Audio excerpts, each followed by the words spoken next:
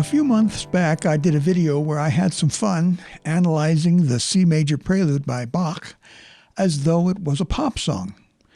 Instead of using a harmonic analysis using Roman numerals, I used chord symbols. Now, Bach really wasn't thinking in terms of chords when he composed this famous piece, but this prelude sounds very much like a series of broken chords. I received several comments requesting that I play through the piece without any commentary, so that's what I will do in this video. I'll include the sheet music, like I did in the previous video, with my chord symbol analysis so you can follow along.